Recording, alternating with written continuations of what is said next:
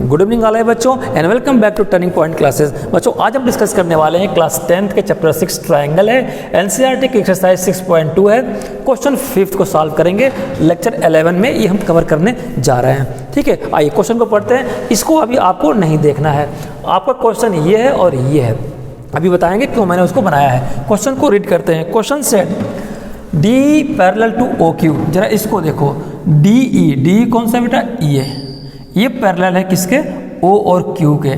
फिर से ये पैरेलल है इसके, इसका मतलब कि एक ट्रायंगल ये होगा, कौन सा triangle, P O Q, P O Q हमने निकाल दिया। ठीक, अच्छा डी एफ पैरेलल है ओ आर के, डी एफ पैरेलल किसके हैं, ओ आर के। फिर से डी एफ पैरेलल है ओ आर के, इसका मतलब एक ट्रायंगल ये होगा P O R, P O R को मैंने निकाल दिया। इन दोनों को चस्पा कर दीजिए, चिपका दो तो यही बनेगा और इस लाइन को मिला दो, सेम सिचुएशन आएगी। ठीक है, फिर हमने क्यों अलग अलग किया, मैं इसलिए अलग किया कि theorem 6.1 BPT basic proportionality theorem को जरा चेक कर लेंगे। इसी बेसिस पे बनी थी, इसी स्ट्रक्चर में, इसी कंस्ट्रक्शन के आधार पे बनी है वो, और मैंने पढ़ाया था, प्रूफ किया था।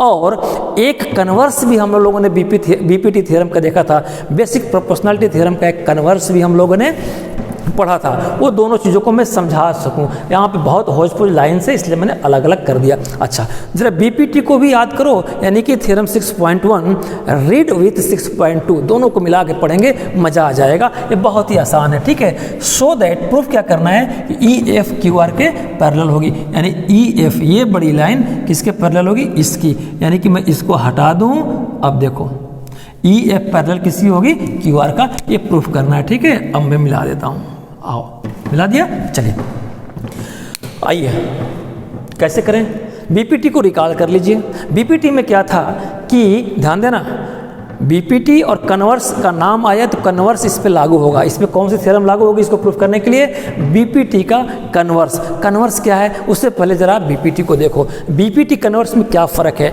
बीपीटी थ्योरम ये मान के चलती है कि ये पैरेलल है, इसके पैरेलल है, पैरेलल प्रूफ करना नहीं है, पैरेलल है मान लिया तो this P E ratio E Q equal to P D ratio D O, ये बराबर होता था कब, जब ये इसके पैरेलल गिवन रहेगा तो। अच्छा कभी कभी सिचुएशन ऐसी भी आती है कि भाई ये कैसे पता है कि पैरेलल है, तो कहेंगे कि अगर P E ratio E P equal to P D ratio D O अगर हो जाता है, फिर से दिस अपान दिस इक्वल हो जाता है पी डी अपान दिस का, फिर से दिस अपान दिस इक्वल हो जाएगा दिस अपान दिस का, तो कहेंगे कि ये इंटरसेक्ट लाइन है वो पैरेलल होगी इसके। दोनों में फर्क आया। बीपीटी थ्योरी में ये पैरेलल मान लिया जाता है और कन्वर्स में माना जाता है कि ऐसे ऐसे ऐसे ऐसे होगा तो ये जो इंटरसेक्ट लाइन की हुई है ये पैरेलल होगी, उसमें पैरेलल है, इसमें पैरेलल होगी। बात समझ में आ गई, फिर कन्वर्स की बात करेंगे, देखेंगे। अच्छा चलो, तो हमें प्रूफ करना है, हमें शो करना है कि ये पैरेलल होगी क्यू आर का। अच्छा मेरे पास दो ट्रायंगल बने, दोनों ट्रायंगल को हेल्प लेंगे। ठीक है, इन triangle P Q R, solution यहाँ पे शुरू हो गया। इन triangle P Q R, P Q R में देखो, पी क्यू आर में आपको क्या दिया है, पी क्यू आर में दिया है कि पी क्यू आर में क्या दिया आपको, ये कब होगा। अच्छा एक चीज़ और देख लो बेटा, ये पैरेलल कब होगा, ये पैरेलल कब होगा, ये पैरेलल तब होगा जब, ये पैरेलल तभी हो सकता है, ये और ये पैरेलल तभी हो सकते हैं जब this upon this ratio equal हो जाएंगे दिस अपान दिस के। ये बात समझ में आई। तो ये पैरेलल कब होगा, जब P E ratio E Q equal होगा P F ratio F R के, P E ratio this and P F ratio this, ये दोनों आपस में इक्वल होंगे तभी ये जाकर के पैरेलल ये लाइन कहलाएगी। ठीक है, यदि ऐसा संभव है, इफ इट इज पॉसिबल, तो यह मैटर किसका हो जाएगा, कन्वर्स का। फिर सोचो, मैंने ये नहीं कहा कि पैरेलल है, मैंने कहा कि ये पैरेलल तभी होगी जब ये इक्वल हो जाएंगे ये और इसका। फिर से ये पैरेलल तभी हो सकते हैं जब this upon this ratio equal to this upon this. ठीक है, ये तभी संभव होगा। तो ऐसा पॉसिबिलिटी कहाँ पे पढ़ा था हम लोगों ने?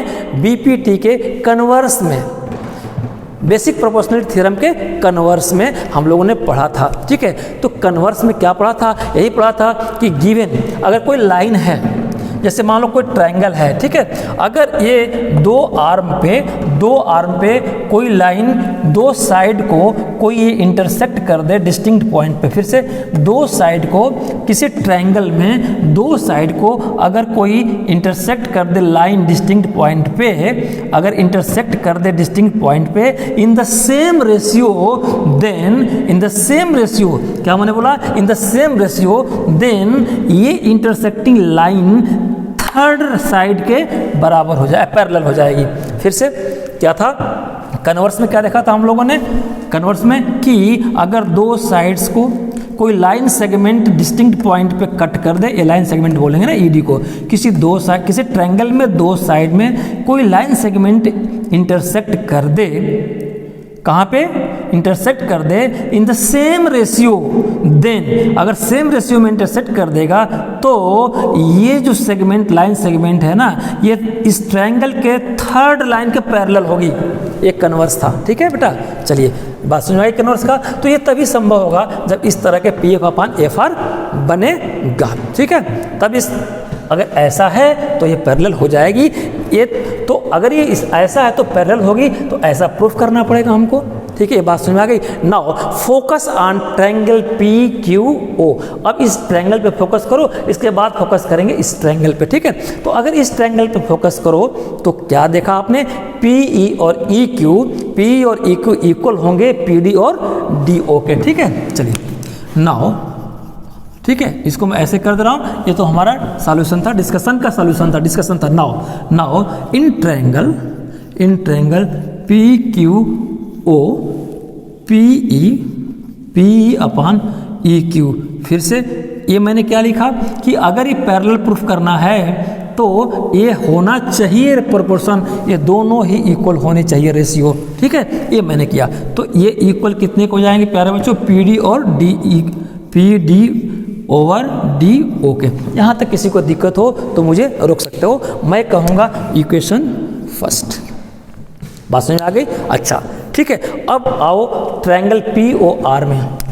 बहुत ही ईमानदारी से करना है। इन triangle P O R, in triangle P O R में जैसे इसको किया मैंने, इसको ऐसे ही सिमिलरली कर लेंगे। तो P F ratio, P F over F R equal होगा P D over D O का। ठीक है, इन ट्रायंगल में पी एफ ओवर या P F upon F R equal होगा P D upon D O के, P D upon D O के। इसको मैं इक्वेशन 2 कह दूंगा। यहाँ तक किसी मेरे बच्चों को कोई दिक्कत हो तो बता सकते हो। ठीक है, बना सकते हो। अच्छा, ये तब होगा, तो अगर ये तब होगा जब D F parallel D R O R होगा। यहाँ पे क्या हो जाएगा? D F parallel O R लिख सकते हो। ठीक है, D F parallel O R. यहाँ तक कोई दिक्कत नहीं है। चलिए, और यहाँ पे भी चाहो तो लिख सकते हो यहाँ पे कि E D parallel Q O का, E D parallel Q O का। ठीक है, अच्छा ये दो इक्वेशन मैंने बनाया। इन दोनों इक्वेशन को जरा देखो, कंपैरिजन करो। इक्वेशन फर्स्ट और सेकंड में क्या सिमिलरिटी है? सिमिलरिटी ये है कि इस इक्वेशन का राइट हैंड साइड, ये कौन सा? Right hand side. ये एग्जाम में ऐसा खींचना नहीं है, मैंने समझाने के लिए बोला है। अगर ये ऑलरेडी नेचुरली दोनों इक्वल है, इस इक्वेशन में राइट हैंड साइड दोनों इक्वल है, तो ये दोनों इक्वेशन आपस में इक्वल, लेफ्ट हैंड साइड भी इक्वल होगा, ये लेफ्ट हैंड साइड भी इक्वल होगा। ये बात समझ में आ गई? चलिए नाउ या ऑन कंपैरिजन ऑन या from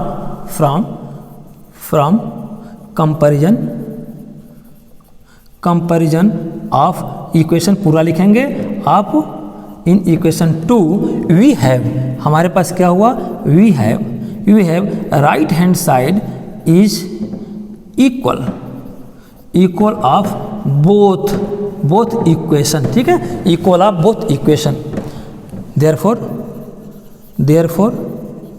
therefore left hand side will also equal. ठीक है, चलिए लिख दिया हमने। अब यहाँ आ जाइए, ऐसा हो गया तो इक्वल करते हैं। ये इक्वल है तो इक्वल यानी कि इक्वल क्या आपको मिला, P E upon E Q equal to P F divided by F R. चलिए यहाँ तक थोड़ा सा ब्रेक लेते हैं और सोचो क्या लिखा, पी हमने ई क्यू और पी एफ किसको किया, एफ आर का। ठीक है, थोड़ा सा यहाँ पे कंसेप्ट में ट्विस्टिंग दूंगा मैं।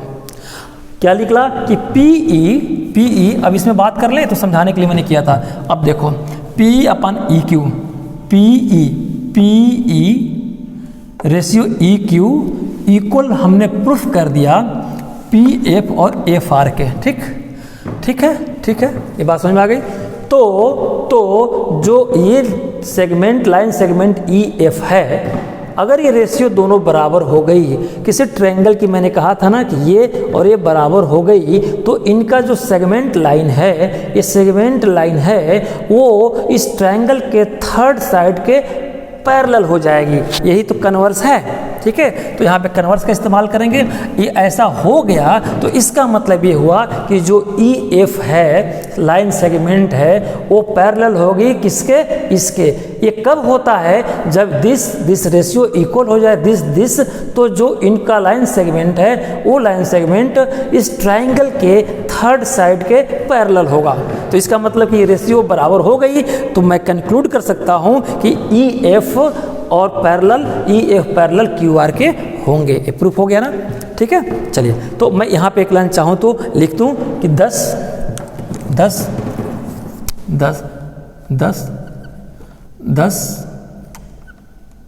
it is possible when line segment EF and QR is parallel symbolically. और यहाँ ब्रैकेट में क्या लिख देंगे, by converse of basic proportionality theorem. ठीक है, तो प्रूफ हो गया। Hence EF parallel to QR। ठीक है, ये आपका प्रूफ हो गया। फिर से एक बार मैं समराइज कर दूं, मैंने क्या किया, आपको ये और ये पैरेलल दे रखा है, इसमें से मैंने दो ट्रायंगल निकाल दिया ये समझाने के लिए। इसमें बहुत सारे लाइन से कंफ्यूज न हो जाना। ठीक है, तो हमने देखा कि ये और ये रेशियो इक्वल होगी। अगर ऐसा होता है तो ये डिस्टिंक्ट पॉइंट पे लाइन सेगमेंट जो कटिंग कर रही है दो जगह, तो ये पैरेलल हो जाती है इस ट्रायंगल के थर्ड साइड का। एक कन्वर्स है। वैसे ही इसी में कन्वर्स किसका है, बेसिक प्रोपोर्शनैलिटी थ्योरम के। सिमिलरली ऐसे दोनों को चिपका दो, एक ही बन जाएगा। ठीक है, इन दोनों ट्रायंगल से हमने एक रेशियो को इक्वल किया, 2 ही मिल गया। मुझे राइट हैंड साइड इक्वल हो गया तो लेफ्ट हैंड साइड को इक्वल मान लिया हमने। ठीक है, तो इक्वल माना तो मेरे पास ये आ गया। ये तभी पॉसिबल होगा या ये इक्वल होगा, अगर ये इक्वल होगा, ये तब इक्वल होगा जब किसी ट्रायंगल की थर्ड साइड EF के पैरेलल किसी एंगल का थर्ड साइड के पैरेलल कटिंग साइड हो, यानी कि जो डिस्टिंक्ट पॉइंट पे जो लाइन सेगमेंट दोनों को मिला रही है, दो साइड्स को एक लाइन सेगमेंट कट कर रही है इक्वल रेशियो में, तो वो लाइन सेगमेंट इस ट्रायंगल के थर्ड साइड के पैरेलल होगा। तो EF पैरेलल QR कब होगा, जब ये और ये रेशियो आपस में इक्वल होगी। तो ये दोनों रेशियो इक्वल हो गई, तो कंक्लूजन निकला ये इक्वल हो गई। इसका मतलब कि जो EF लाइन सेगमेंट है वो थर्ड साइड के पैरेलल है, ये पैरेलल होगा तभी ये रेशियो इक्वल होगी। ये बात समझ में आ गई। तो इसमें बेसिक प्रोपोर्शनैलिटी थ्योरम और उस थ्योरम का कन्वर्स भी एप्लीकेबल इसमें हुआ। ठीक है, तो आज के लिए बस इतना रहने देते हैं। इसमें अगर कोई चीज़ समझ में ना आया हो तो आप मुझे मेरे नोटिफिकेशन में लिख सकते हो, कॉल कर सकते हो। अगर ये बात समझ में आई, आपको अच्छा लगा तो लाइक शेयर सब्सक्राइब जरूर करिएगा और कराइएगा भी। अगर नहीं समझ में आया, कहीं दिक्कत होगी तो आप निगेटिव कमेंट भी करना ना भूलना, ताकि मैं इम्प्रूव कर सकूं। ठीक है बेटा, चलिए तो आज बस इतना ही। मैं डेली अपील करता हूं, आज भी कर रहा हूं, राष्ट्र आपका है, राष्ट्र हित में बिजली बचाए। आपकी छोटी सी बचत किसी घर का उजाला बन सकती है। Please save electricity in the interest of our nation. Your little saving may be useful to needy and mind it, theft of electricity is a punishable offence, बिजली की चोरी एक दंडनीय अपराध है। Thank you very much, good night all of you.